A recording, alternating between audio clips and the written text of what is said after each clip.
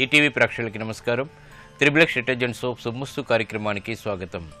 ఈనాడు సుమ్మస్తు కార్యక్రమంలోని గ్రహఫల మంచంలో గ్రహాల యొక్క స్థితిగతులు, వాటి యొక్క శుభాశుభ ఫలితాల గురించి పరిశీలిద్దాం. అలాగే రోజు 12 రాశుల వారికి ఏ సంఖ్యలు కలిసి వస్తాయి, రంగుల యొక్క ప్రాధాన్యత, ఏ దేవతల్ని పూజించాలి, ఎటువంటి దేవతాస్తుతులు పఠించాలి, ముఖ్యంగా ఈరోజు 12 రాశుల వారు చేపట్టవలసినటువంటి కార్యక్రమాలు ఏమిటో కూడా తెలుసుకుందాం. ఇది పుష్యమాసం. మరి పుష్యమాసం యొక్క ప్రత్యేకత ఏమిటో ఈనాటి ఆంతర్యంలో పరిశీలిద్దాం. ముందుగా నేటి పంచాంగ వివరాలు. శ్రీ మన్మథనామ సంవత్సరం పుష్యమాసం, దక్షిణాయనం, హేమంత ఋతువు. ఈ రోజు పుష్యశుద్ధ తదియ విద్యా సంబంధిత ప్రయత్నాలకి పనికి వస్తుంది. అలాగే సాహస నిర్ణయాలకు కూడా ఉపకరిస్తుంది.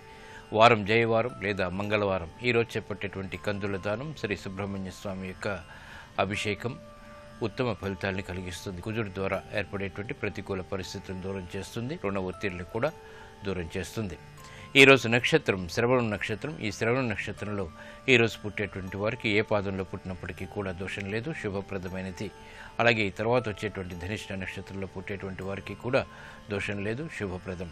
ఈ శ్రవణ నక్షత్రంలో పుట్టేటువంటి వారికి చంద్ర మహాదశతోటి ప్రారంభమవుతుంది. ప్రస్తుతం చంద్రుడి యొక్క స్థితి మకర క్షేత్ర స్థితి, స్వక్షేత్ర వీక్షణ ఉంది కాబట్టి ఇది వైభవాన్ని కలిగించడంలో సమర్థత కలిగినటువంటి గ్రహం. అలాగే ఈ తర్వాత వచ్చేటువంటి ధనిష్ట నక్షత్రంలో పుట్టేటువంటి వారికి కుజ మహాదశతోటి ప్రారంభమవుతుంది. ప్రస్తుతం కుజుడు యొక్క స్థితి తులాక్షేత్ర స్థితి కాబట్టి ఇది అనుకూల ప్రతికూల ఫలితాన్ని కలిగిస్తుంది. ఆలోచన దోషాలను కూడా ప్రబలం చేస్తుంది. ఈ దోష నివృత్తికి ఏకాదశ పూర్వక రుద్రాభిషేకం బాగా సహకరిస్తుంది. ఇక గ్రహాల యొక్క స్థితిగతులను కనుక పరిశీలించినట్లయితే బృహస్పతి యొక్క వక్రగతి సింహక్షేత్రంలో, అలాగే రాహు యొక్క స్థితి కన్యాక్షేత్రంలో, కుజుడు యొక్క స్థితి తులాక్షేత్రంలో, శని శుక్రుల యొక్క స్థితి వృశ్చిక క్షేత్రంలో, రవి యొక్క స్థితి ధనుస్సు క్షేత్రంలో, బుధుడు యొక్క స్థితి వక్రస్థితి, అలాగే చంద్రుడు యొక్క స్థితి మకర క్షేత్రంలో, కేతువు యొక్క స్థితి మీన క్షేత్రంలో ఈరోజు ఉన్నటువంటి గ్రహస్థితి. ఇక ఈరోజు 12 రాశుల వారికి ఏర్పడేటువంటి శుభాశుభ ఫలితాలను పరిశీలిద్దాం. ముందుగా మేషరాశి. ఈరోజు మేషరాశి వారిని పరిశీలించినట్లయితే సంబంధ బాంధవ్యాల విషయంలో జాగ్రత్తలు వహించాలి. చిరు సమస్యలు ఆర్థికంగా వచ్చినప్పటికీ నెట్టుకు రాగలుగుతారు. కుటుంబ వ్యవహారాల్లో ఏర్పడినటువంటి ప్రతికూలత తగ్గుతుంది. సాహస నిర్ణయాల ద్వారా కూడా ఆశించినటువంటి ప్రయోజనాన్ని క్రమక్రమంగా పొందగలుగుతారు. ఆరోగ్య విషయంలో చిరు సమస్యలు కొనసాగుతాయి. శారీరక శ్రమ అధికంగా ఉంటుంది. వ్యాపార వాణిజ్య సంబంధిత లావాదేవీల విషయంలో ఆచితూచి నిర్ణయాలు తీసుకోవాలి. వ్యాపార రంగం వారికి అనువైనటువంటి మార్పులు ఆర్థికంగా చోటు చేసుకున్నప్పటికీ వాటిని క్రమబద్ధీకరించలేకపోతారు. పారిశ్రామిక రంగం వారికి ఆలోచించి తీసుకున్నటువంటి నిర్ణయాలు మాత్రమే విజయాల్ని తెచ్చిపెడతాయి. వృత్తిలో అభివృద్ధికి చేపట్టేటువంటి కార్యక్రమాలు సాఫ్ట్వేర్ రంగం వారికి కలిసి వస్తాయి. నూతన ప్రక్రియలు విద్యార్థులకి పనికి వస్తాయి. ఆశాజనకమైనటువంటి వాతావరణం విద్యలో కనిపిస్తుంది. ప్రోత్సాహాన్ని పెంపొందింపచేస్తుంది. మహిళలు శుభవార్తలు వింటారు. కుటుంబ సఖ్యత పెరుగుతుంది. ఆలోచన సంపత్తి కూడా పెరుగుతుంది. ఈ రోజు మీ అదృష్ట సంఖ్య 2. తెలుపు వర్ణం ప్రశాంతతను పెంచుతుంది.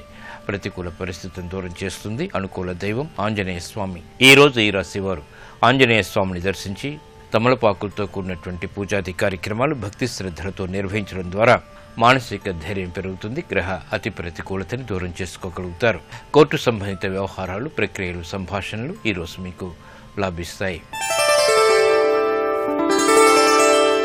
ఈరోజు వృషభ రాశి వారిని పరిశీలించినట్లయితే రాజకీయ వ్యవహారాల్లో జాగ్రత్తలు వహించాలి. పితృ సంబంధిత కార్యక్రమాల్లో ఆటంకాన్ని చవిచూస్తారు. నూతన కార్యక్రమాలు వేగవంతంగా ప్రారంభించలేకపోతారు.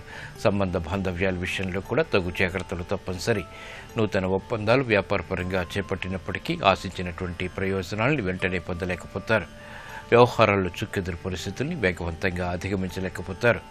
పారిశ్రామిక రంగం వారు ఆచితూచి నిర్ణయాలు తీసుకోవాలి. దూకుడు నిర్ణయాల ద్వారా సమస్యలు ఎదురవుతాయి. సంకట పరిస్థితుల్ని ధైర్యంగా ఎదుర్కోలేకపోతారు. వ్యాపార రంగం వారికి అనువైనటువంటి మార్గాలు లభించినప్పటికీ చేపట్టేటువంటి కార్యక్రమాల్లో విఘ్నాలు, జాప్యాలు, ఆటంకాలని చవిచూస్తారు.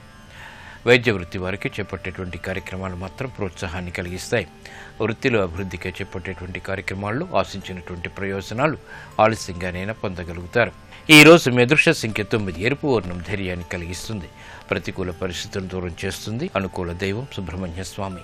ఈ రోజు ఈ రాశి వారు సుబ్రహ్మణ్య స్వామిని దర్శించి భక్తి శ్రద్ధలతో ఎర్రటి పుష్పాలతో కూడినటువంటి పూజాది కార్యక్రమాలు, అభిషేకాది కార్యక్రమాలు నిర్వహించడం ద్వారా ఆర్థిక వ్యవహారాల్లో మెరుగైనటువంటి మార్పులు చోటు చేసుకుంటాయి. రుణ ఒత్తిళ్లు దూరమవుతాయి. ప్రశాంత పరిస్థితుల్ని ఆహ్వానించగలుగుతారు. విద్యా ప్రయత్నాలు మాత్రం ఈరోజు మీకు అనుకూలం. ఈ రోజు మిథున రాశి వారిని పరిశీలించినట్లయితే బలమైన మిత్రుల ద్వారా ఆశించినటువంటి ప్రయోజనాలు పొందగలుగుతారు. ప్రయాణాల విషయంలో జాగ్రత్తలు వహించాలి. ఆకస్మిక అనుకూల మార్పులు వ్యాపారపరంగా లేకపోలేదు. శత్రు భీతి తగ్గుతుంది. కోర్టు సంబంధిత వ్యవహారాల్లో ఆశించినటువంటి ప్రయోజనాలు పొందగలుగుతారు. ఆరోగ్య విషయంలో చిరు సమస్యలు కొనసాగుతాయి. అవమానకర సంఘటనలు వ్యాపారపరంగా ఉన్నప్పటికీ నెట్టుకు రాగలుగుతారు. సినీ రంగం వారికి చేపట్టేటువంటి కార్యక్రమాలు ప్రోత్సాహాన్ని కలిగిస్తాయి. ఆదాయం విషయంలో విభేదాలు తలెత్తుతాయి. నూతన కార్యక్రమాలని పారిశ్రామిక రంగం వారు చేపట్టగలుగుతారు. శత్రుభీతి పెరుగుతుంది. వ్యాపార రంగం వారికి విభేదాలు తలెత్తుతాయి. అయినప్పటికీ ఆదాయాన్ని పెంపొందింప చేసుకునేటువంటి మార్గాలు సులభతరమవుతాయి. సాఫ్ట్వేర్ రంగం వారికి ఆశించినటువంటి ప్రయోజనాలు పొందగలుగుతారు. వ్యక్తిగతమైనటువంటి అవమానకర సంఘటనలు కూడా వెన్నంటి ఉంటాయి. నూతన కార్యక్రమాలను వ్యవసాయ రంగం వారు చేపట్టగలుగుతారు. ఆశించినటువంటి ఆదాయాన్ని మాత్రం పొందలేకపోతారు. ఈ రోజు మీ అదృష్ట సంఖ్య 3. పసుపు వర్ణం త్వరితగతిని శుభాలను కలిగిస్తుంది. అనుకూల దైవం మహాగణపతి. ఈ రోజు ఈ రాశి వారు మహాగణపతిని దర్శించి భక్తి శ్రద్ధలతో ఎర్రటి పుష్పాలతో కూడినటువంటి పూజాది కార్యక్రమాలు, గరికతో కూడినటువంటి పూజలు నిర్వహించడం ద్వారా విఘ్నాలు, జాప్యాలు, ఆటంకాలు దూరమవుతాయి. ప్రశాంత పరిస్థితుల్ని ఆహ్వానించగలుగుతారు. గృహ సంబంధిత కార్యక్రమాలు ఈరోజు మీకు అనుకూలం. ఈరోజు కర్కాటక రాశి వారిని పరిశీలించినట్లయితే సంబంధ బాంధవ్యాలు మెరుగవుతాయి. మానసిక ధైర్యం పెరుగుతుంది. స్థిరాస్తి విషయాల్లో జాగ్రత్తలు పాటించాలి. సోదరుల విషయంలో ఏర్పడినటువంటి విభేదాలు ప్రబలమవుతాయి. నూతన కార్యక్రమాన్ని గృహరీత్యా ప్రారంభించగలుగుతారు. ఆదాయాన్ని పెంపొందింప చేసుకునేటువంటి మార్గాలు సులభతరమవుతాయి. వ్యాపార రంగం వారికి అనువైనటువంటి మార్పులు కలిసి వస్తాయి. వ్యాపార విస్తరణ వంటివి అనుకూలిస్తాయి. పారిశ్రామిక రంగం వారికి అభివృద్ధికి చేపట్టేటువంటి కార్యక్రమాలు ఆదాయాన్ని పెంచుతాయి. సినీ రంగం వారికి అవకాశాలు మెండుగా లభిస్తాయి. నూతన కార్యక్రమాన్ని చకచకా పూర్తి చేయగలుగుతారు. ఆదాయం పెరుగుతుంది. వ్యవసాయ రంగం వారికి అభివృద్ధికి చేపట్టేటువంటి కార్యక్రమాల్లో ఏర్పడినటువంటి ఆటంకాలు దూరమవుతాయి. ప్రశాంతత పెరుగుతుంది. విద్యార్థులు సులభ రీతిలో కార్యక్రమాలు నిర్వహించగలుగుతారు. విజయాలు తథ్యం. మహిళలు ఆనందకర వాతావరణాన్ని కొనసాగించగలుగుతారు. ఆరోగ్య రక్షణ కొనసాగుతుంది. ఆర్థిక వ్యవహారాలు సాఫ్ట్వేర్ రంగం వారికి కలిసి వస్తాయి. ఈ రోజు మీ అదృష్ట సంఖ్య 9. ఎరుపు వర్ణం ధైర్యాన్ని కలిగిస్తుంది. ప్రతికూల పరిస్థితిని దూరం చేస్తుంది. అనుకూల దైవం ఆంజనేయ స్వామి. ఈ రోజు ఈ రాశి వారు ఆంజనేయ స్వామిని దర్శించి భక్తి శ్రద్ధలతో ఎర్రటి పుష్పాలతో కూడినటువంటి పూజాది కార్యక్రమాలు, తమలపాకులతో కూడినటువంటి పూజలు నిర్వహించడం ద్వారా మానసిక ధైర్యం పెరుగుతుంది. ప్రశాంత పరిస్థితుల్ని ఆహ్వానించగలుగుతారు. సాహస నిర్ణయాలు ఈరోజు మీకు అనుకూలం. ఈరోజు సింహరాశి వారిని పరిశీలించినట్లయితే మానసిక ప్రశాంతత పెరుగుతుంది. ధైర్యంతో కూడినటువంటి కార్యక్రమ నిర్వహణ, తద్వారా విజయాలు చేతికందుతాయి. స్థిరాస్తి విషయాల్లో ఏర్పడినటువంటి విభేదాలు తగ్గుతాయి. సోదర ప్రేమ లభిస్తుంది. కుటుంబ సఖ్యత పెరుగుతుంది. ఆశించినటువంటి ప్రయోజనాలు అన్ని రంగాల వరకు క్రమక్రమంగా దగ్గరవుతాయి. గతంలో చేసినటువంటి పొరపాట్లను సవరించుకోగలుగుతారు. ఆదాయాన్ని పెంపొందింప చేసుకునేటువంటి మార్గాలు కూడా సులభతరమవుతాయి. ఆరోగ్య రక్షణ కూడా వెన్నంటి ఉంటుంది. వ్యవసాయ రంగం వారికి చేపట్టేటువంటి కార్యక్రమాలు ప్రోత్సాహాన్ని కలిగిస్తాయి. నష్టాన్ని భర్తీ చేసుకునేటువంటి కార్యక్రమాన్ని సక్రమంగా పూర్తి చేయగలుగుతారు. వ్యాపార రంగం వారికి అనువైనటువంటి మార్పులు, సూచనలు ఉపకరిస్తాయి. నూతన కార్యక్రమాల విషయంలో ఏర్పడినటువంటి పొరపాట్లని సవరించుకోగలుగుతారు. పారిశ్రామిక రంగం వారికి వేగవంతమైన అనుకూల మార్పులు చేకూరుతాయి. ఆదాయాన్ని పెంపొందింప చేసుకునేటువంటి ప్రయత్నాలు కూడా ముమ్మరం చేయగలుగుతారు. ఈ రోజు మీ అదృష్ట సంఖ్య 6. తెలుపు వర్ణం ప్రశాంతతను పెంచుతుంది. ప్రతికూల పరిస్థితులను దూరం చేస్తుంది. అనుకూల దైవం శ్రీ మహావిష్ణువు. ఈ రోజు ఈ రాశి వారు శ్రీ మహావిష్ణువుని దర్శించి భక్తి శ్రద్ధలతో చామంతులతో కూడినటువంటి పూజాది కార్యక్రమాలు నిర్వహించడం ద్వారా విష్ణు సహస్రనామాన్ని పఠించడం లేదా వినటం ద్వారా ఆశించినటువంటి ప్రయోజనాలు దగ్గరవుతాయి. ప్రశాంతత పెరుగుతుంది. ప్రతికూల పరిస్థితుల్ని ఎదుర్కోగలుగుతారు. కోర్టు సంబంధిత వ్యవహారాలు, ప్రక్రియలు, సంభాషణలు ఈరోజు మీకు ఉపకరిస్తాయి. ఈ రోజు కన్యారాశి వారిని పరిశీలించినట్లయితే సంభాషణల విషయంలో జాగ్రత్తలు వహించాలి. దూకుడు నిర్ణయాల ద్వారా ఏర్పడినటువంటి ప్రతికూలత ప్రబలమవుతుంది. స్థిరాస్తి విషయాల్లో అనుకూల ప్రతికూల పరిస్థితులు ఉంటాయి. కార్యక్రమ నిర్వహణలో బాధ్యతలు బాగా పెరుగుతాయి. అయినప్పటికీ సక్రమ నిర్వహణ కొనసాగించగలుగుతారు. వ్యాపార దక్షత పెరుగుతుంది. వ్యాపార ఒప్పందాల ద్వారా ఆశించినటువంటి ప్రయోజనాలు కూడా పొందగలుగుతారు. ఆరోగ్య విషయంలో ప్రతికూలత తగ్గుతుంది. గతంలో కన్నా మెరుగైనటువంటి పరిస్థితులు గృహరీత్యా ఆనందాన్ని కలిగిస్తాయి. అభివృద్ధి కార్యక్రమాన్ని చకచకా పూర్తి చేయగలుగుతారు. వ్యాపార రంగం వారికి అనువైనటువంటి మార్పులు వ్యాపార పరంగా కొనసాగుతాయి. నూతన అవకాశాలు దగ్గరవుతాయి. ఆనందాన్ని కలిగిస్తాయి. పారిశ్రామిక రంగం వారికి చేపట్టేటువంటి కార్యక్రమాలు ప్రోత్సాహాన్ని కలిగిస్తాయి. దూకుడు నిర్ణయాల ద్వారా కూడా విజయాలు సాధించగలుగుతారు. అభివృద్ధికి చేపట్టేటువంటి కార్యక్రమాలు సాఫ్ట్వేర్ రంగం వారికి కలిసి వస్తాయి. ఈ రోజు మీ అదృష్ట సంఖ్య 3. పసుపు వర్ణం త్వరితగతిని శుభాన్ని కలిగిస్తుంది. అనుకూల దైవం దక్షిణామూర్తి. ఈ రోజు ఈ రాశివారు శ్రీ దక్షిణామూర్తిని దర్శించి చామంతులతో కూడినటువంటి పూజలు భక్తి శ్రద్ధలతో నిర్వహించడం ద్వారా ధీశక్తి పెరుగుతుంది. ఆలోచన పొరపాట్లు దూరం అవుతాయి. ఆలోచన సంపత్తి పెరుగుతుంది. తద్వారా విజయాలు చేతికందుతాయి. స్థిరాస్తి నిర్ణయాలు ఈరోజు మీకు అనుకూలం. ఈ రోజు తులారాశి వారిని పరిశీలించినట్లయితే రాజకీయ లబ్ధికే చేపట్టేటువంటి కార్యక్రమాలు కలిసి వస్తాయి. మానసిక ధైర్యం కలిగి ఉంటారు. శత్రుభీతి తగ్గుతుంది. చేపట్టేటువంటి కార్యక్రమాలు ప్రోత్సాహాన్ని కలిగిస్తాయి. వృత్తిలో అభివృద్ధికి చేపట్టేటువంటి కార్యక్రమాల్లో ఆటంకాలను దూరం చేసుకోగలుగుతారు. ఆర్థిక అభివృద్ధికి చేపట్టేటువంటి కార్యక్రమాలు కలిసి వస్తాయి. ఆరోగ్య రక్షణ ఏర్పడుతుంది. సంతృప్తికర సంఘటనలు గృహరీత్యా ఏర్పడతాయి.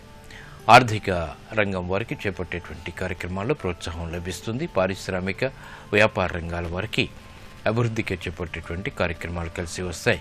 నూతన ఉత్సాహం మహిళలకి లభిస్తుంది. గృహ సంబంధిత కార్యక్రమాల్లో శుభవార్తలు వింటారు. లాభదాయకమైనటువంటి కార్యక్రమ నిర్వహణ చేపట్టగలుగుతారు. అభివృద్ధికి చేపట్టేటువంటి కార్యక్రమాలు సాఫ్ట్వేర్ రంగం వారికి ప్రోత్సాహాన్ని కలిగిస్తాయి. ఈ రోజు మీ అదృష్ట సంఖ్య 2. ఎరుపు వర్ణం ధైర్యాన్ని కలిగిస్తుంది. ప్రతికూల పరిస్థితిని దూరం చేస్తుంది. అనుకూల దైవం మహాకాళి. ఈ రోజు ఈ రాశివారు మహాకాళి అమ్మవారిని దర్శించి భక్తి శ్రద్ధలతో కుంకుమాది అర్చనాది కార్యక్రమాలు నిర్వహించడం ద్వారా మానసిక ధైర్యం పెరుగుతుంది. శత్రు భీతి పోతుంది. ఆశించినటువంటి ప్రయోజనాలు పొందగలుగుతారు. విదేశీ సంబంధిత లావాదేవీలు ప్రక్రియలు సంభాషణలు ఈ రోజు మీకు లాభిస్తాయి. ఈ రోజు వృశ్చిక రాశి వారిని పరిశీలించినట్లయితే వ్యయం తగ్గుతుంది. ఆదాయం పెరుగుతుంది. చేపట్టేటువంటి కార్యక్రమాలపై విముఖత కలిగి ఉంటారు. వృత్తి వ్యాపార ఉద్యోగ సంబంధిత కార్యక్రమాల్లో ప్రతిబంధకాలని క్రమక్రమంగా ఎదుర్కోగలుగుతారు. గృహ విషయాలు అనుకూలిస్తాయి.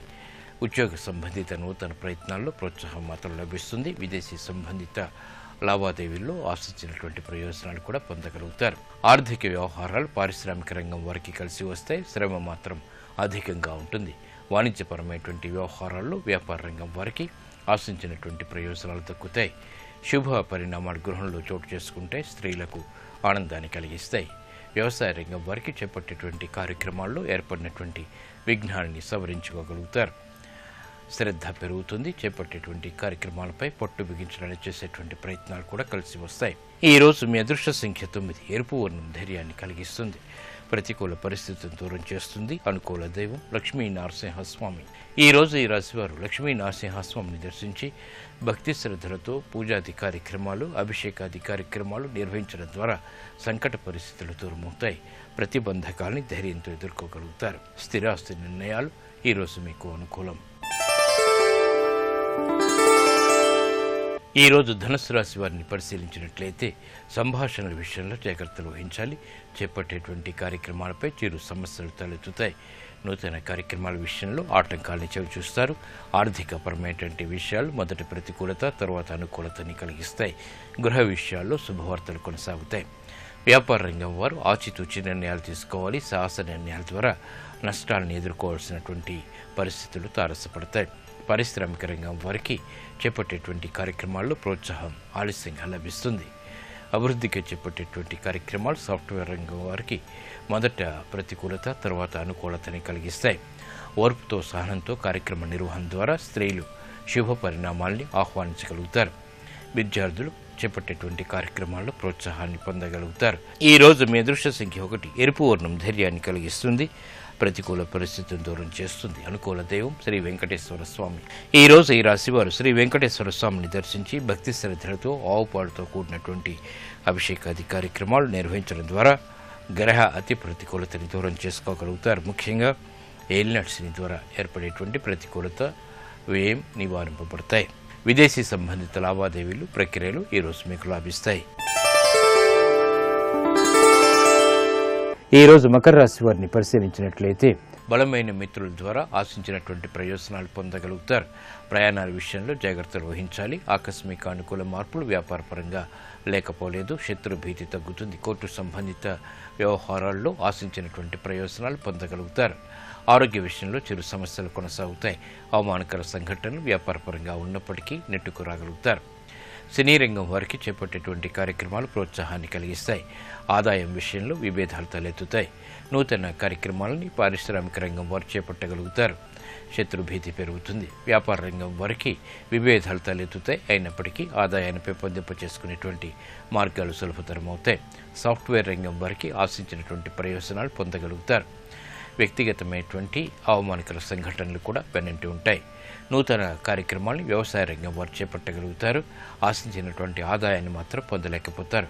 ఈ రోజు మీ అదృష్ట సంఖ్య 3. పసుపు వర్ణం త్వరితగతిని శుభాన్ని కలిగిస్తుంది. అనుకూల దైవం మహాగణపతి. ఈ రోజు ఈ రాశి వారు మహాగణపతిని దర్శించి భక్తి శ్రద్ధలతో ఎర్రటి పుష్పాలతో కూడినటువంటి పూజాది కార్యక్రమాలు, గరికతో కూడినటువంటి పూజలు నిర్వహించడం ద్వారా విఘ్నాలు, జాప్యాలు, ఆటంకాలు దూరమవుతాయి. ప్రశాంత పరిస్థితుల్ని ఆహ్వానించగలుగుతారు. గృహ సంబంధిత కార్యాలు, కార్యక్రమాలు ఈ రోజు మీకు అనుకూలం. ఈ రోజు కుంభరాశి వారిని పరిశీలించినట్లయితే సంబంధ బాంధవ్యాలు మెరుగవుతాయి. శుభవార్తలు వింటారు. గృహ సంబంధిత కార్యక్రమాల్లో ఆనందకర పరిస్థితులు కొనసాగుతాయి. నూతన వాహన కొనుగోలు వంటివి ఆనందాన్ని కలిగిస్తాయి. నూతన కార్యక్రమాలు గృహరీత్యా చేపట్టగలుగుతారు. పారిశ్రామిక రంగం వారికి చేపట్టేటువంటి కార్యక్రమాలు ప్రోత్సాహాన్ని కలిగిస్తాయి. నూతన ఉత్సాహం పెరుగుతుంది. విధి విధానాలతో కూడినటువంటి కార్యక్రమాలు తద్వారా విజయాలు చేతికందుతాయి. వ్యాపార రంగం వారికి ఆదాయాన్ని పెంపొందింప చేసుకునేటువంటి మార్గాలు సులభతరమవుతాయి. అభివృద్ధికి చేపట్టేటువంటి కార్యక్రమాల్లో ప్రోత్సాహం లభిస్తుంది. గతంలో చేసినటువంటి నష్టాలని భర్తీ చేసుకునేటువంటి అవకాశాలు కూడా దగ్గరవుతాయి. స్త్రీలు ఆనందకర సంఘటనల్ని ఆహ్వానించగలుగుతారు. నూతన విలువైనటువంటి వస్తు కొనుగోలు వంటివి సంతోషాన్ని కలిగిస్తాయి. గృహ విషయాల్లో ఆనందకర సంఘటనలు కొనసాగుతాయి. ఈ రోజు మీ అదృష్ట సంఖ్య 5. ఆకుపచ్చ వర్ణం రక్షణకి దోహదపడుతుంది. ప్రతికూల పరిస్థితిని దూరం చేస్తుంది. అనుకూల దైవం ఆంజనేయ స్వామి. ఈ రోజు ఈ రాశివారు ఆంజనేయ స్వామిని దర్శించి భక్తి శ్రద్ధలతో ఎర్రటి పుష్పాలతో కూడినటువంటి పూజాది కార్యక్రమాలు నిర్వహించడం ద్వారా మానసిక ధైర్యం పెరుగుతుంది. తద్వారా విజయాలు చేతికందుతాయి. ఆరోగ్య పరీక్షలు ఈ రోజు మీకు మేలును కలిగిస్తాయి. ఈ రోజు మీనరాశి వారిని పరిశీలించినట్లయితే ఆరోగ్య విషయంలో జాగ్రత్తలు పాటించాలి. మానసిక అపోహలు పెరుగుతాయి. చేపట్టేటువంటి కార్యక్రమాల్లో ప్రోత్సాహాన్ని పెంపొందింప చేసుకోలేకపోతారు. కార్యక్రమ నిర్వహణలో విఘ్నాన్ని కూడా చవిచూస్తారు. అభివృద్ధికి చేపట్టేటువంటి కార్యక్రమాలు మొదట ప్రతికూలత, తర్వాత అనుకూలతని కలిగిస్తాయి. బాధ్యతలు బాగా పెరుగుతాయి. పారిశ్రామిక రంగం వారికి అనువైనటువంటి కార్యక్రమాలకై చేసేటువంటి ప్రయత్నాలు ఆలస్యంగా ఫలితాలని కలిగిస్తాయి. చేపట్టేటువంటి కార్యక్రమాల్లో ప్రోత్సాహాన్ని ఆలస్యంగా పొందగలుగుతారు. వ్యాపార రంగం వారికి నూతన కార్యక్రమాలని చేపట్టేటువంటి అవకాశాలు దగ్గరవుతాయి. అయినప్పటికీ అనిశ్చితి కొనసాగుతుంది. విద్యార్థులు గట్టి ప్రయత్నాలతో మాత్రమే విజయాలు సాధించగలుగుతారు. మహిళలు ఆరోగ్య విషయంలో జాగ్రత్తలు వహించాలి. ఈ రోజు మీ అదృష్ట సంఖ్య 6. తెలుపు వర్ణం ప్రశాంతతను పెంచుతుంది. ప్రతికూల పరిస్థితిని దూరం చేస్తుంది. అనుకూల దైవం మహాగణపతి. ఈ రోజు ఈ రాశి వారు మహాగణపతిని దర్శించి భక్తి శ్రద్ధలతో ఎర్రటి పుష్పాలతో కూడినటువంటి పూజాది కార్యక్రమాలు నిర్వహించడం ద్వారా విఘ్నాలు సమసిపోతాయి. ఆనందకర పరిస్థితుల్ని ఆహ్వానించగలుగుతారు. రుణ ప్రయత్నాలు వ్యాపార పరంగా ఈ రోజు మీకు అనుకూలం.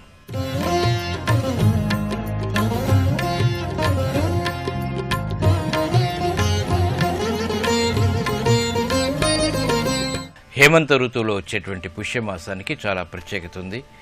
ఈ పుష్యమాసంలో వివిధ రకాలైనటువంటి దేవతల్ని ఆరాధించడం ద్వారా వివిధ రకాలైనటువంటి విశేష ఫలితాలను పొందవచ్చు. మరి అవి ఏమిటో ఈనాటి ఆంతర్యంలో పరిశీలిద్దాం. పౌష్యలక్ష్మి సర్వకళలతో విరసిల్లే మాసం పుష్యమాసం. ప్రకృతి నవ్య శోభతో పుష్యమాసంలో విరసిల్లుతుంది. పుష్యశుద్ధ విదే నుంచి 4 రోజుల పాటు శ్రీ విష్ణు వ్రతాన్ని ఆచరించడం సంప్రదాయం. పుష్యశుద్ధ పంచమి నాడు మధుసూదన స్వామిని తులసి దళాలతో ఆరాధించాలి. ఈ మాసంలో శుక్ల, కృష్ణ పక్షములలోని పంచమ తిథుల్లో నాగుల్ని విశేషంగా పూజించాలి. పుష్యశుక్ల షష్ఠిని కుమార షష్ఠి అంటారు.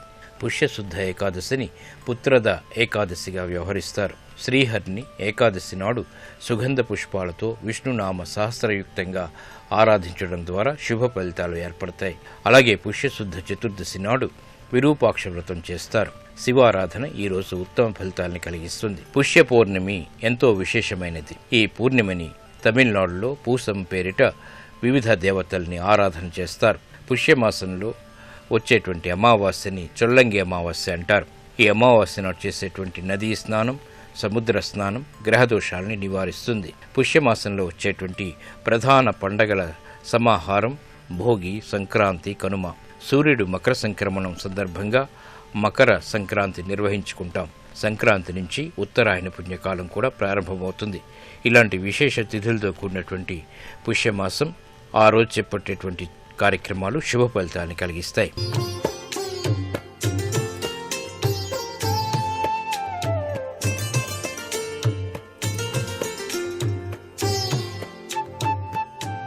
XXX డిటర్జెంట్ సోప్ శుభమస్తు కార్యక్రమంలో గృహబలం అంశానికి స్వాగతం.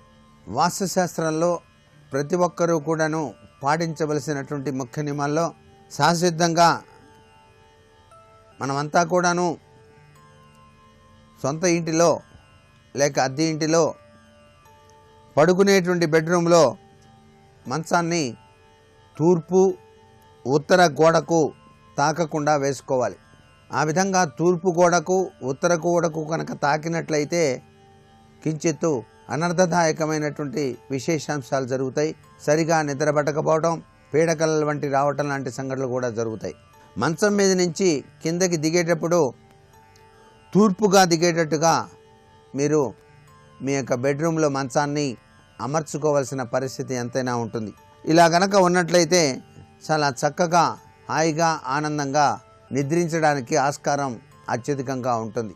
పడుకునేటప్పుడు సహసిద్ధంగా శిరస్సు అనేటువంటిది దక్షిణం వైపు లేదా పడమర వైపు లేదా తూర్పు వైపు కూడా పెట్టి నిద్రించవచ్చు. కానీ ఉత్తరం వైపు మాత్రం తలగడ పెట్టి నిద్రించకూడదు అనేటువంటి విషయం అందరికీ తెలిసిందే. అయినా ఇది వాస్తుశాస్త్రంలో చాలా ప్రముఖ పాత్ర వహించింది.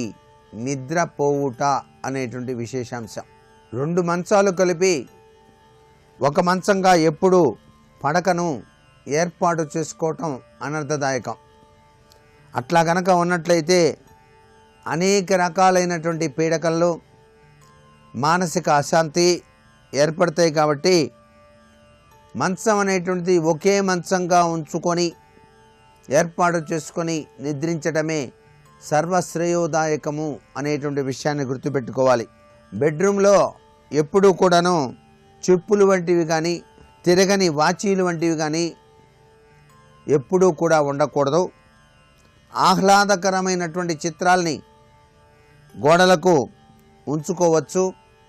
దైవ సంబంధమైనటువంటి ఫోటోలు ఏమీ కూడా పెట్టకపోవడమే చాలా మంచిది. అందమైన రంగుల్లో ఉన్న సింథటిక్ ఫ్లవర్స్, ఫలాలు ఉంచుకోవచ్చు. దంపతుల యొక్క అనురాగతత్వం కోసం జంట బాతుల బొమ్మను గదిలో కనుక ఉంచుకోవటం వాస్తుశాస్త్రరీత్యా సర్వే సర్వత్రా శ్రేయోదాయకంగా చెప్పాల్సి ఉంటుంది. ఇంటిలో పిల్లలు నిద్రపోయేటప్పుడు వారికి పీడకలలు రావటం, మధ్యలో లేచి ఏడవటం, విపత్కరంగా ప్రవర్తించడం లాంటి సంఘటనలు కనుక జరుగుతూ ఉన్నట్లయితే మంచం కింద పరుపు కింద భాగాన ఒక పటిక ముక్కను కానీ 5 ముఖాల రుద్రాక్షను కానీ ఉంచినట్లయితే ఆ పిల్లలు చక్కగా నిద్రించడానికి ఎటువంటి భయాందోళనలు లేకుండా హాయిగా నిద్రపోవడానికి కూడా ఆస్కారం ఉంటుంది సుమా.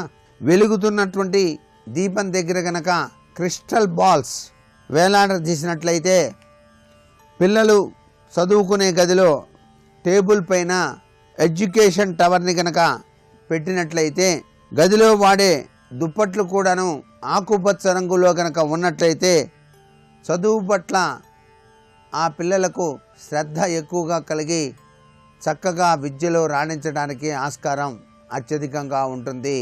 విద్యార్థులు చదువుకునేటువంటి గదిలో ఉండవలసినటువంటి ఏర్పాట్ల విషయంలో గ్రహించవలసిన వాస్తు సూత్రం.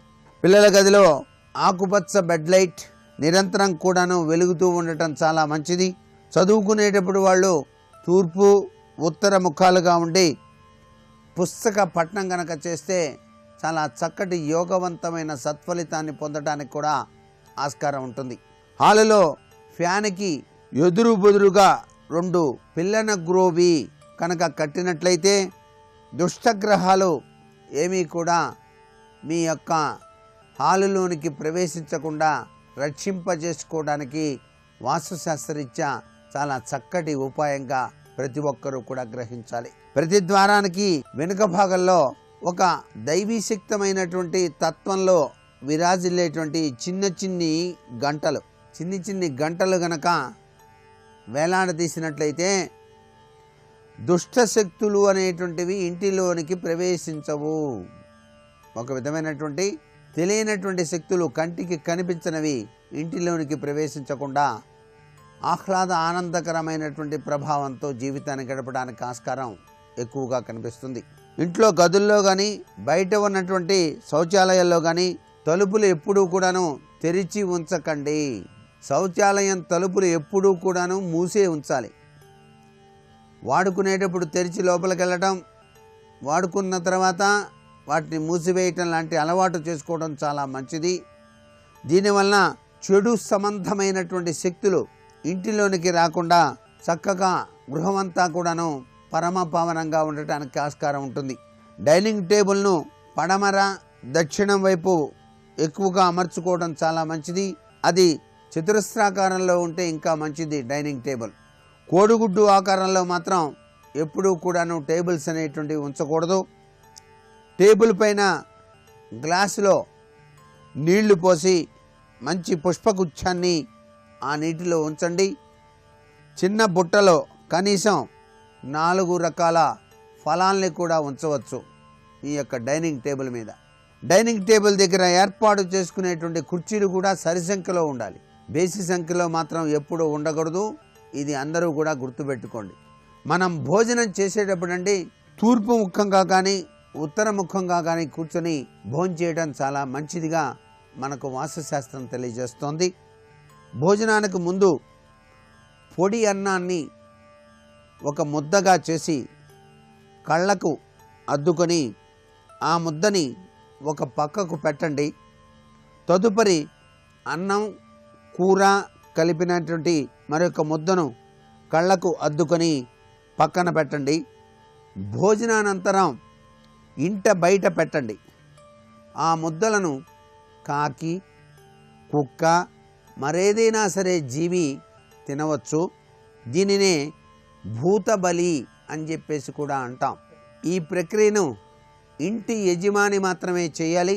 ఇలా కనుక ఇంటి యజమాని కనుక అలవాటు చేసుకున్నట్లయితే ఆరోగ్య ఐశ్వర్యాలు పొంది చిరాయువుగా ఇంటి యజమాని అందరూ కూడాను జీవితాన్ని గడుపుతారు.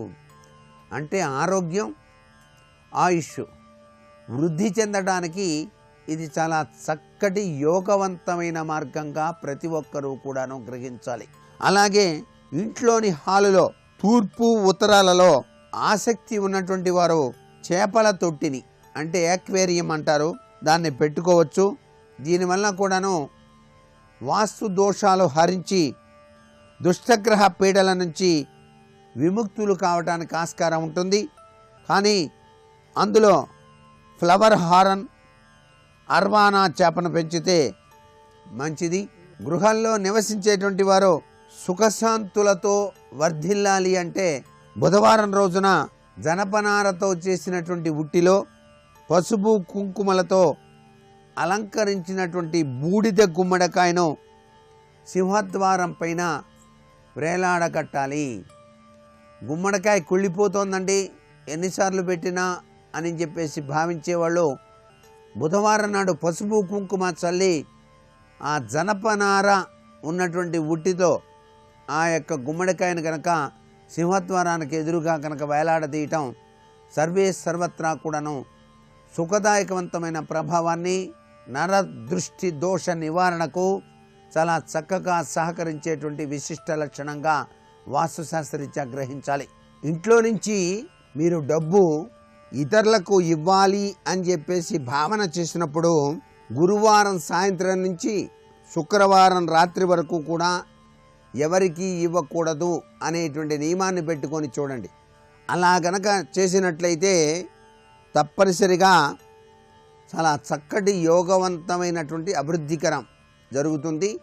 అలాగే మీరు అప్పులు ఎవరికైనా ఉన్నట్లయితే మంగళవారం నాడు గనక చెల్లించినట్లయితే మరి ఇంకా అప్పు చేయరండి.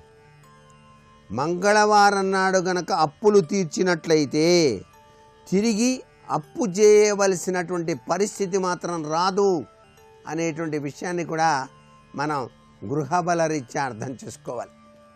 మరికొన్ని ముఖ్య విషయాలు రేపటి శుభమస్తు కార్యక్రమంలో తెలుసుకుందామా? మరి సర్వే జనా సుఖినో భవంతు.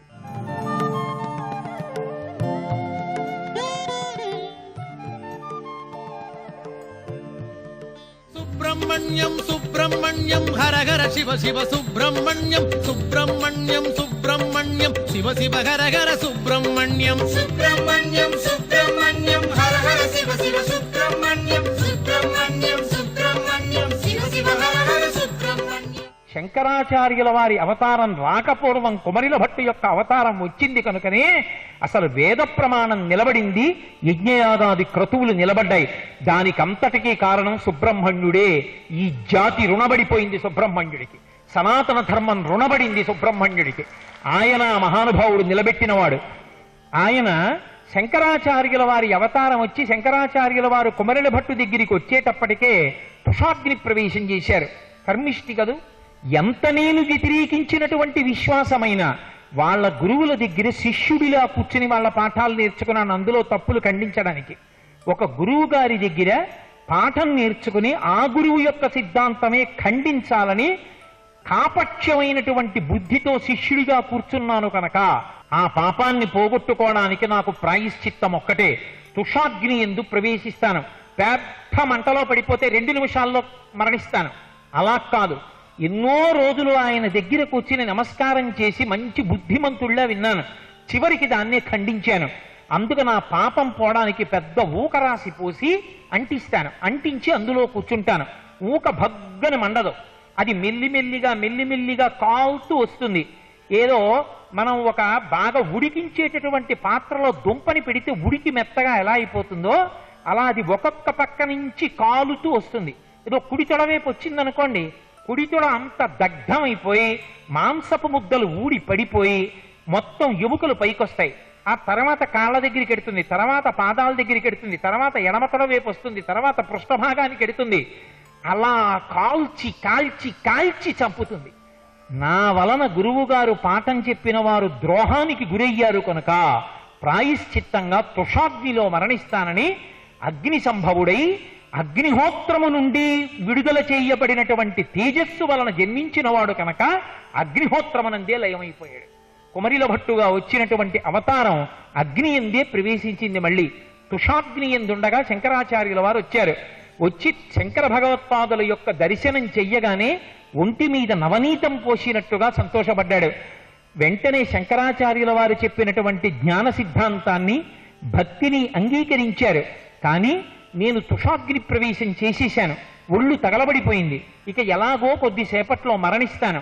నేను అవతార పరిసమాప్తి చేసినా ఇంకా ఈ కర్మ మార్గం కన్నా శంకరా మీరు చెప్పిన భక్తి అద్వైత మార్గములు ప్రచారము జరగాలి. అందుకొరకని మండన మిశ్రుడని నా శిష్యుడు ఉన్నాడు, అతనితో వాదించి మండన మిశ్రుణ్ణి గెలవండి అని శంకర భగవత్పాదులకు చెప్పి అగ్నిహోత్రంలోనే అవతార పరిసమాప్తి చేశారు. సుబ్రహ్మణ్యేశ్వర స్వామి ఉత్తర భారతదేశంలో కుమరిల భట్టుగా వచ్చి వేదము యొక్క ప్రమాణాన్ని యజ్ఞయాగాది క్రతువుల యొక్క వైభవాన్ని నిలబెట్టి సనాతన ధర్మ వైభవాన్నంతటినీ కూడా నిలబెట్టారు. అలాగే మహానుభావుడు దక్షిణ భారతదేశంలో ఒకప్పుడు జ్ఞాన సంబంధనాయనారుగా అవతారం స్వీకరించారు. శంకరాచార్యుల వారు 32 సంవత్సరాలు ఉన్నారు శరీరంలో, జ్ఞాన సంబంధనాయనార్ కేవలం 16 సంవత్సరములే ఉన్నారు. విచిత్రం ఏమిటంటే తన కుమారుడే అయినటువంటి సుబ్రహ్మణ్యుడు ఒకసారి కుమరిల భట్టుగా వచ్చి తన దర్శనం చేసి తుషాగ్ని యందు దగ్ధమైపోయి మళ్ళీ అవతార పరిసమాప్తి చేశాడు. వేరొకసారి జ్ఞాన సంబంధనాయనారుగా దక్షిణ దేశంలో వస్తే తండ్రి అయినటువంటి శంకరాచార్యుల వారు శంకర భగవత్పాదులుగా వచ్చి తన కుమారుడైనటువంటి సుబ్రహ్మణ్యుడు జ్ఞాన సంబంధనాయనారుగా వచ్చి దక్షిణ భారతదేశంలో చేసినటువంటి సేవలని ప్రస్తుతి చేస్తూ ద్రవిడు శిశువు అంటూ సౌందర్యలహరిలో వర్ణించారు. తండ్రియే కొడుకుని వర్ణించినటువంటి ఘట్టం ఆ సుబ్రహ్మణ్యుడు మళ్ళీ జ్ఞాన సంబంధనాయనారుగా వచ్చినప్పుడు జరిగింది. జ్ఞాన సంబంధనాయనారి యొక్క జీవితం అత్యద్భుతం. శీర్ఘాళి అని మనకి చిదంబరం పక్కనే ఉంటుంది క్షేత్రం, మీరందరూ దర్శనం చేసిన మహనీయులే ఉంటారు. అక్కడ 3 అంతస్తుల్లో ఉంటుంది దేవాలయం శీర్ఘాళి, పరమాద్భుతంగా ఉంటుంది, చూసి తీరాలి. ఆ శీర్ఘాళి క్షేత్రంలో జన్మించారు ఆయన. అక్కడే శ్రీ మహావిష్ణువు తన ఒంటి చర్మాన్ని తీసి చొక్కా కుట్టి ఇచ్చారు పరమశివుడికి. ఇప్పటికీ ఆ 3 అంతస్తుల దేవాలయంలోకి ఎక్కుతున్నప్పుడు ఆ క్షేత్ర వైభవాన్నంతటినీ చూడొచ్చు. ఎంత పెద్ద దేవాలయం! అక్కడ ఒక కర్మిష్టి పరమభక్తి తత్పరుడైనటువంటి బ్రాహ్మణునికి కుమారుడిగా జన్మించారు. ఆ తండ్రి ఈ పిల్లవాడు వెంట పడుతున్నాడని సాయంకాలం సంధ్యావందనం చేసుకోవడానికి శీర్ఘాళి దేవాలయానికి వెడుతూ తన వెంట పెట్టుకుని తీసుకుని వెళ్ళి ఒక మంటపంలో పిల్లవాడిని కూర్చోబెట్టి, ఒరే సూర్యాస్తమయం అవుతోంది, నేను స్నానం చేసి సంధ్యావందనం చెయ్యాలి, ఇక్కడే కూర్చోరా అన్నారు. అంటే పిల్లవాడు తను స్నానం చేస్తున్నప్పుడు సరస్సులో తల కూడా ముంచేస్తారు కాబట్టి మధ్యన సమయమునందు ఆ కనపడకపోతే తండ్రి ఒక్క నిమిషం నీళ్లలో మునిగిపోతే ఏడిచి గబుక్కుని మెట్లు దిగి పడిపోతాడేమోనని పిల్లవాడు భయపడకుండా ఉండడానికి తండ్రి అన్నాడు, ఒరే ఒకవేళ నీకు భయం వేస్తే నేను నీళ్లల్లో ములిగినట్టు నీకు అనిపించిన, కాసేపు కనపడకపోయినా, ఏ గాయత్రి మంత్రమో చేస్తున్న కారణం చేత నువ్వు పిలిస్తే నేను పలకకపోయినా బెంగ పెట్టుకోకు. నీకు భయం వేస్తే అదిగో గుడి గోడ మీద చూసావా పార్వతీ పరమేశ్వరులు ఉన్నారు, వాళ్ళిద్దరే లోకానికంతటికీ తల్లిదండ్రులు, నన్ను నమ్ము. నీకు ఏదైనా ఇబ్బంది కలిగితే ఆవిడ వంక చూడు అమ్మా అను, ఆయన వంక చూడు నాన్నగారండి అను, వాళ్ళు రక్షిస్తారా అన్నాడు. తండ్రి చెప్పిన మాట నమ్మాడు పిల్లవాడు. తండ్రి వెళ్ళి నీటిలో మునక వేశాడు. తండ్రి కనపడలేదని బెంగ పెట్టుకుని గోడ మీద పార్వతీదేవి వంక తిరిగి అమ్మా అని అరిచాడు. పరమశివుడు అన్నాడు, బొమ్మ కాదు అమ్మా అని నమ్మి పిలుస్తున్నాడు, కదలమే అన్నాడు. అలాగా అని అమ్మవారు ఉలిక్కిపడి విగ్రహంలోంచి అమ్మవారు బయలుదేరి పిల్లవాడి దగ్గరికి వచ్చింది. వెనక పరమశివుడు వచ్చాడు. అమ్మవారు ఒళ్ళో కూర్చోబెట్టుకుని పిల్లాన్ని ఆడిస్తోంది. వాడు వినకుండా అమ్మా అమ్మా అమ్మా అని ఏడుస్తున్నాడు. శంకరుడు అన్నాడు, ఏం పిల్లల్ని పెంచిన దానివి కావా ఏమి, పిల్లవాడు అలా ఏడుస్తుంటే ఆడిస్తామే, పాలి ఊరుకుంటాడు అన్నాడు. ఏమిటో చెప్పేస్తున్నారు, నా పాలు తాగితే మీ జ్ఞానం వస్తుంది, శివుడు తెలిసిపోతాడు, ఇవ్వమంటారా అంది అమ్మవారు. నా జ్ఞానం వస్తుందో నేను తెలిసిపోతానో వేరు విషయం, ముందు నమ్మి ఏడిచాడు, విగ్రహం అనుకుని రాలేదు, అమ్మా నాన్న అనుకుని నమ్మి పిలిచాడు, నమ్మకం భక్తి, పిల్లవాడు పిలిచాడు, ఇచ్చేయి పాలన్నాడు. అమ్మవారు పాలిచ్చేసింది. పాలిచ్చేస్తోంది, తండ్రి వచ్చేస్తున్నాడు సంధ్యావందనం చేసుకుని. పార్వతీ పరమేశ్వరులు అదృశ్యం అయిపోయారు. పిల్లవాడి నోటికి పాల సారిక కనపడింది. తండ్రికి ధూర్తుడా ఎక్కడివిరా పాలు ఎవరిచ్చారని అడిగాడు. నాన్నగారు మీరే కదా చెప్పారు, అక్కడ పార్వతీ పరమేశ్వరులు లోకానికి తల్లిదండ్రులు పిలవమని పిలిచాను, వచ్చిందమ్మ, ఒళ్ళో కూర్చోబెట్టుకుంది, ఆడించింది, పాలిమ్మన్నాడు తండ్రి శంకరుడు, అమ్మ పాలిచ్చింది, తాగాను నాన్నగారు అన్నాడు. తండ్రి ఆశ్చర్యపోయాడు. ఎత్తుకుని గుళ్ళోకి ఎడుతున్నాడు. పెడుతుంటే పిల్లవాడు అరిచేతులు రెండూ ఇలా చప్పట్లు చరుస్తూ పత్తికాలు పాడడం మొదలుపెట్టాడు. పత్తికాలంటే మనకి దండకాలు లాంటివి, అద్భుతమైన పత్తికాలు పాడుతున్నాడు. ఈ పత్తికాలు పాడుతూ చేతులు చరుస్తూ ఉంటే 2 చేతులు ఒకదాన్ని ఒకటి ఒరుచుకుని ఎర్రబడిపోతున్నాయని, కందిపోతున్నాయని చూడలేక పార్వతీ పరమేశ్వరులు పైనుంచి తాళాల గుత్తి వదిలేరు. ఈ 2 పట్టుకుని వాయించవయ్యా అని. ఆ 2 పట్టుకుని వాయిస్తూ జ్ఞాన సంబంధమైన పత్తికాలు పాడాడు. ఆయన ఏ దేవాలయానికి వెడితే ఆ దేవాలయం యొక్క యాజమాన్య పాలక మండలి వారికి స్వప్నంలో కనపడి పార్వతీ పరమేశ్వరులు తన లాంఛనాలు పంపించేవాడు. పల్లకీ పట్టుకెళ్ళు, నేనెక్కిన పల్లకీలో ఆయన్ని తీసుకురా అంటుండేవాడు. జ్ఞాన సంబంధ నాయనారిని పల్లకీలో తీసుకెడుతుండేవారు ప్రతి దేవాలయానికి. 16 ఏళ్ళు వచ్చిన తరువాత నువ్వు గృహస్థువు కావలసిందేనని బలవంతంగా బంధువులందరూ కలిసి ఓ పిల్లకిచ్చి పెళ్లి చేశారు. ఆయన తిన్నగా తిరువల్లూరు క్షేత్రం ఇప్పటికీ వెళ్ళి దర్శనం చేయొచ్చు. ఆ తిరువల్లూరు క్షేత్రంలో తన భార్యని తీసుకుని బంధువులందరినీ తీసుకుని దేవాలయంలోకి వెళ్ళాడు. ఎందుకు వచ్చిన లంపటం ఈ సంసారం, నాకు తల్లిదండ్రుల మాట కాదనకూడదు, పెళ్లి చేసుకోమన్నారు, తాళి కట్టాను, చిట్ట చివరికి గృహస్థాశ్రమంలో ధర్మాన్ని పాటించి ఎక్కడికి చేరాలో అక్కడికే చేరిపోదాం పదండి అన్నాడు. శివాలయానికి వెళ్ళారు. పత్తికాలు పాడుతూ ఆలయం అంతరాలయం దగ్గరికి వెళ్ళాడు. శివలింగం దగ్గర పెద్ద జ్యోతి ఒకటి వచ్చి నిలబడింది. జ్ఞాన సంబంధనాయనార్ భార్య, తల్లి, తండ్రి, బంధువులు అందరూ ఆ జ్యోతిలోకి వెళ్ళిపోయారు. జ్యోతి రూపంలో ఉండే సుబ్రహ్మణ్యుడు అగ్నిహోత్రమైనటువంటి జ్యోతి ఎందే లయమైపోయాడు జ్ఞాన సంబంధనాయనారుగా. జ్ఞాన సంబంధనాయనారుగా అవతార స్వీకారం చేసినప్పుడే సుబ్రహ్మణ్యేశ్వర స్వామి లోకానికంతటికి ఒక మాట నేర్పారు, నమ పార్వతీపతయే హర హర మహాదేవ అంటే శంభో శంకర అంటామే, అది నేర్పిన వారు మహానుభావుడు జ్ఞాన సంబంధనాయనారు. గోవిందా గోవిందా ఇది నేర్పిన వారు శంకర భగవత్పాదులు. భజ గోవిందం భజ గోవిందం గోవిందం భజ మూఢమతే శంకర భగవత్పాదులు నేర్పారు. హరనమ పార్వతీపతయే హర హర మహాదేవ జ్ఞాన సంబంధమైన నేర్పారు. అందుకని ఉత్తర భారతదేశంలో ఒక అవతార స్వీకారం చేశారు, దక్షిణ భారతదేశంలో ఒక అవతార స్వీకారం చేశారు. రెండు అవతారాలలోనూ కూడా వైదిక ధర్మాన్ని నిలబెట్టారు. దక్షిణ భారతదేశంలో జ్ఞాన సంబంధనాయనారుగా ఉన్న కాలంలో మహారాజుని మెప్పించి వైదిక ధర్మానికి వ్యతిరేకమైనటువంటి ప్రచారం చేస్తూ వేదము ప్రమాణము కాదని, యజ్ఞయాగాదులు చెయ్యక్కర్లేదని ప్రచారం చేసి బలపడిపోయినటువంటి ఒక విశ్వాసాన్ని తుదముట్టించినటువంటి ఘనత జ్ఞాన సంబంధనాయనారిది. ఎందుచేత అంటే వారు ఎవరైతే వేద వ్యతిరేకమైనటువంటి వాదన చేస్తున్నారో వాళ్ళు ఆయన పట్ల మహాక్రోధంతో ఉండేవారు. రాజుగారికి అకస్మాత్తుగా కుష్ఠరోగం వచ్చింది. ఎక్కడికక్కడ వేళ్లు ఊడి పడిపోతున్నాయి. ఎవరినైతే రాజు దగ్గరగా చేర్చుకున్నాడో వాళ్ళు రాజు యొక్క అనారోగ్యాన్ని తగ్గించలేకపోయారు. పరమశివుడికి అభిషేకం చేసినటువంటి విభూతి పట్టుకెళ్ళి, అందుకే ఇప్పటికీ సుబ్రహ్మణ్యుడి విషయంలో విభూతికి అంత శక్తి. ఆయనకి 2 పదార్థాలతో అభిషేకం పరమశక్తివంతం. చూసిన ఆ పదార్థాన్ని సేవించిన 2, ఒకటి తేనె, 2 విభూతి. అటువంటి విభూతిని పట్టుకెళ్ళి జ్ఞాన సంబంధనాయన రాజుగారికి ఇచ్చాడు. ఆ విభూతిని నోట్లో వేసుకోగానే రాజుగారికి కుష్ఠరోగం తగ్గిపోయింది. వెంటనే అప్పటి వరకు జ్ఞాన సంబంధనాయనారిని వ్యతిరేకిస్తూ, వేదాన్ని వ్యతిరేకిస్తూ, యజ్ఞయాగాదుల్ని విమర్శిస్తున్నటువంటి విశ్వాసంలో ఉన్నటువంటి వాళ్ళు ఏదో రాజు ప్రారంధం కొద్దీ దక్కింది కానీ జ్ఞాన సంబంధనాయనారు గొప్ప కాదు, వేదం యొక్క గొప్ప కాదు, సనాతన ధర్మం యొక్క గొప్ప కాదు అన్నారు. అంటే మహారాజు అన్నాడు, అయితే 2 పరీక్షలు పెడతాను, ఒకటి అగ్ని పరీక్ష, ఒకటి జల పరీక్ష. మీ వాదన ఏదుందో అది ఒక తాటాకు మీద వ్రాయండి. జ్ఞాన సంబంధనాయనారి యొక్క ప్రధానమైన వాదన ఏది ఉందో అది నాయనార్ తాటాకు మీద రాస్తాడు. 2 తాటాకులు నీటి ప్రవాహంలో విడిచిపెడదాం, వాలు ప్రవాహంలో. ఏది నీటి ప్రవాహంలో కొట్టుకుని వెళ్ళిపోతుందో అది పసలేనిది, భగవంతుని చేత అంగీకరింపబడినది. ఏది ప్రవాహానికి ఎదురుగా ప్రయాణం చేయడం మొదలు పెడుతుందో అది భగవంతుడి చేత అంగీకరింపబడింది. ఒప్పుకుంటారా అన్నాడు. ఒప్పుకుంటా అన్నాడు. అవతల విశ్వాసం వారు వేరే మాట రాశారు. కానీ జ్ఞాన సంబంధనాయన రాశాడు, అగ్నిహోత్రము ఆవులు సనాతన ధర్మమునకు అత్యంత ప్రధానము అని రాశాడు. రాసి విడిచిపెట్టాడు. విడిచిపెడితే నాయనార్ రాసినటువంటి తాటాకు నీటి ప్రవాహానికి ఎదురుగా ప్రయాణం చేస్తూ పైకెక్కింది. ఇతర విశ్వాసములో ఉన్నటువంటి వారు విడిచిపెట్టినటువంటి ఆకు ప్రవాహానికి పల్లంగా వెళ్ళిపోయింది. రాజు యొక్క సైన్యాధ్యక్షుడు ఒడ్డున గుర్రం మీద ప్రయాణం చేస్తూ రెండిటినీ చూశాడు. జ్ఞాన సంబంధనాయనారు చెప్పినదే సత్యము, వేదము సత్యము, యజ్ఞము సత్యము, యాగము సత్యము, అగ్నిహోత్రము సత్యము, హవిస్సు సత్యము, ధర్మము సత్యము.